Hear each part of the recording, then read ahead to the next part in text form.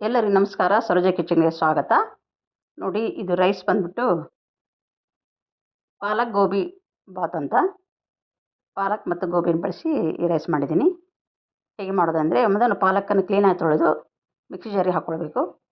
ಅದರ ಜೊತೆಗೆ ಶುಂಠಿ, ಬೆಳ್ಳುಳ್ಳಿ, ಹಸಿಮೆಣಸಿನಕಾಯಿ ಮತ್ತು ಕೊತ್ತಂಬರಿ ಎಲ್ಲವನ್ನು ಕ್ಲೀನಾಗಿ ತೊಳೆದು ನೀಟಾಗಿ ನುಣ್ಣಗೆ ರುಬ್ಕೊಳ್ಬೇಕು.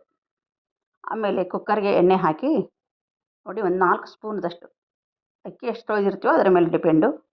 ಆಮೇಲೆ 1 ಸ್ಪೂನು ತುಪ್ಪ, ಚಕ್ಕೆ, ಲವಂಗ, ಪಲಾವ್ ಎಲೆ, ಏಲಕ್ಕಿ ಘಮಕ್ಕೆ ಹಾಕ್ಕೊಂಡಿದ್ದೀನಿ.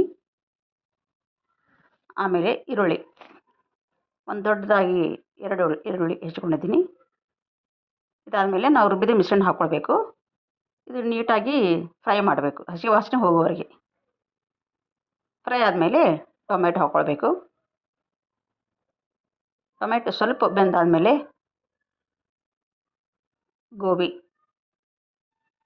ಇದನ್ನು ಹಾಕ್ಕೊಂಡು, ಬೀನ್ಸ್ ಮತ್ತು ಆಲೂಗಡ್ಡೆ ಕಟ್ ಮಾಡಿ ಹಾಕ್ಕೊಂಡಿದ್ದೀನಿ, ಮತ್ತು ಹಸಿ ಬಟಾಣಿ ಇವೆಲ್ಲವನ್ನು ನೀವು ಆಪ್ಷನ್ ಇದ್ದರೆ ಹಾಕ್ಕೋಬೋದು, ಇಲ್ಲ ಇಲ್ಲೇ.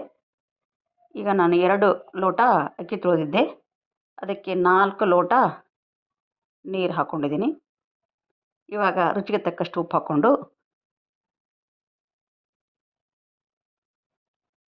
ಚೆನ್ನಾಗಿ ಕಲಿಸ್ಬಿಟ್ಟು, ಸ್ವಲ್ಪ ಸಕ್ಕರೆ, ಶುಗರು ಬೇಕಂದರೆ ಹಾಕ್ಕೊಳ್ಳಿ, ಇಲ್ಲಾಂದರೆ ಇಲ್ಲ. ರುಚಿಗೆ ಸ್ವಲ್ಪ ಹಾಕ್ಕೊಂಡ್ರೆ ಒಳ್ಳೆಯದು.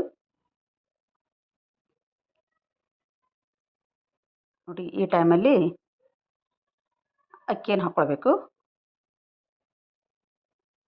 ಅಕ್ಕಿ ಹಾಕ್ಬಿಟ್ಟು ಮತ್ತೆ ನೀಟಾಗಿ ಕಲಿಸ್ಬಿಟ್ಟು ಲಿಡ್ ಕ್ಲೋಸ್ ಮಾಡಿಬಿಡಬೇಕು.